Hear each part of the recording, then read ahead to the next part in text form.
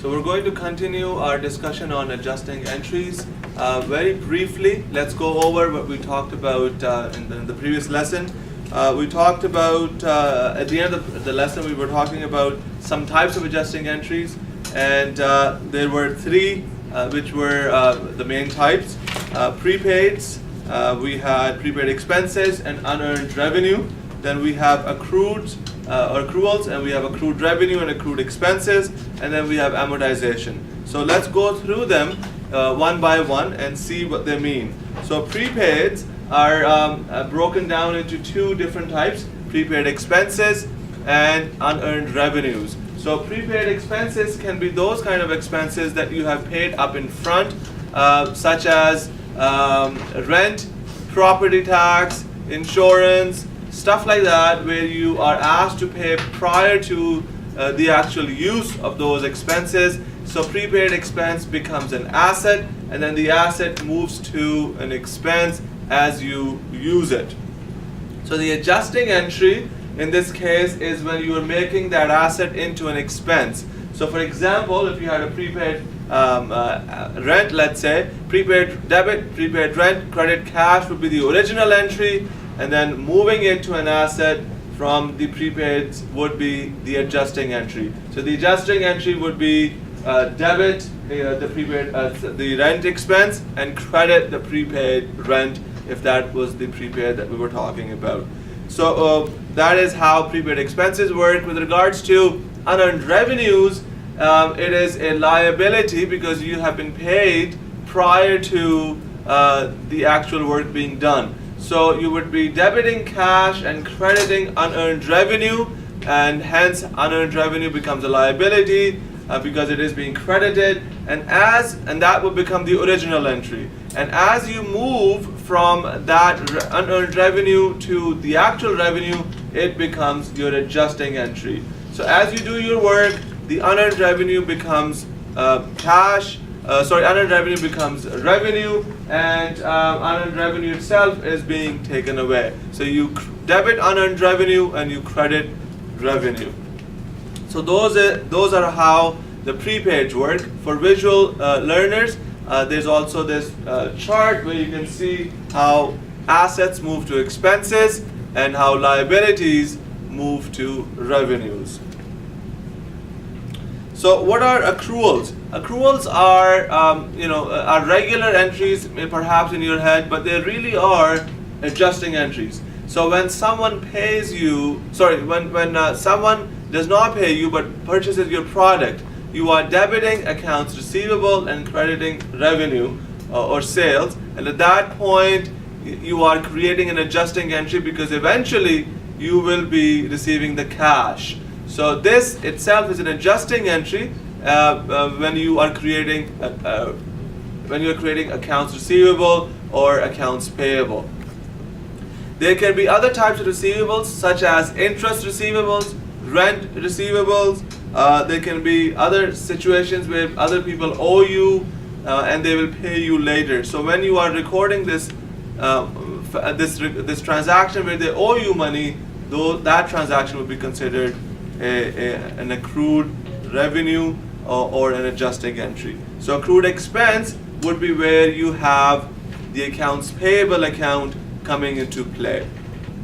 Similar to obviously the accounts receivable, but in the opposite direction. So again, for visual purposes, I've got this chart where you can see that assets are moving to revenues and expenses are moving to liabilities. The third type of adjusting entry we talked about was amortization. So what is amortization?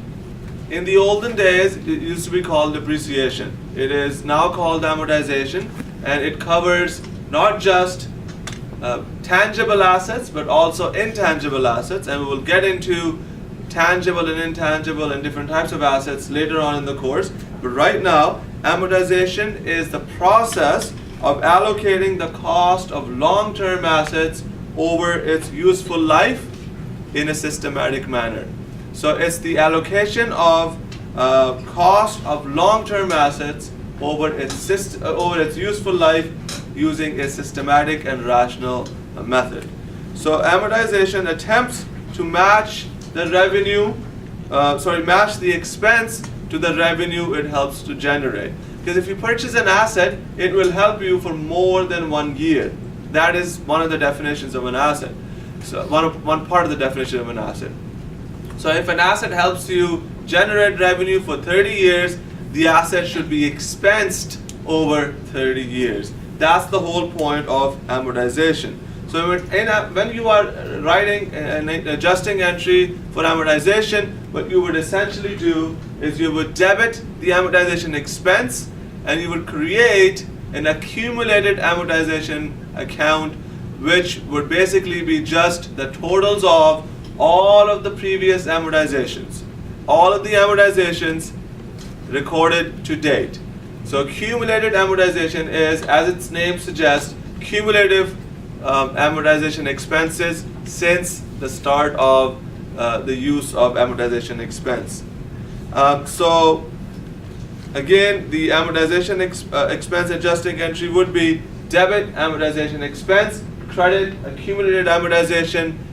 In particular, you would also specify the name of that asset. Accumulated amortization goes up when you credit that account. So that would imply that it may be a liability account or an equity account, but it is not. It is a contra asset account. It is an asset account, but it goes in the other direction. That's why the word contra. So it is a contra asset account which increases with the credit and decreases with the debit.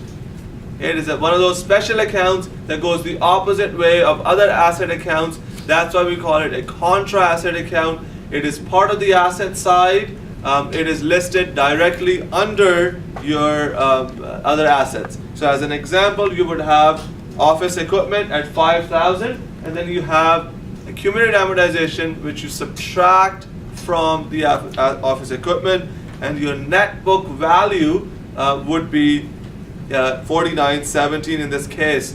So net book value is the cost of an asset minus the accumulated amortization. AA stands for accumulated amortization in this case. So to summarize this, I have a chart, as you can see in the next slide. This gives you the 3 types broken into the subtypes. So there are 5 lines here. Prepaid expenses, it gives you the account relationships, and of course what are the accounts before they are adjusted and the adjusting entry. So you can refer back to this when you are doing questions for assignments, for projects, and also when you're studying for your tests and exam. You can look at this. This gives you a full summary of what happens with each type of adjusting entry. So if you look at the adjusting entry column, you'll see debit expense, credit asset as an example for the prepaid expense. That is the adjusting entry, not the original entry. And you can see all the way through, you have all the adjusting entries written down. So what happens after you have finished your adjusting entries? As I had mentioned previously, you would now have what we call an adjusted trial balance. So this is the second time you're preparing the trial balance. The first time, remember, was right after you recorded all your regular transactions. This would be after you record all your adjusting journal entries. So this is prepared after your adjustments are complete. Again, it proves that all debits must equal all credits, and it gives you a lot of understanding of all types of different accounts. You can prepare financial statements using this adjusted trial balance. Well, we will definitely look into lots of financial statements or all types of financial statements and see how we can prepare those. But just briefly, you've got your income statement, you've got your balance sheet, and you've got your owner's equity statement, which will be referred to the retained earnings statement in the second half of the course.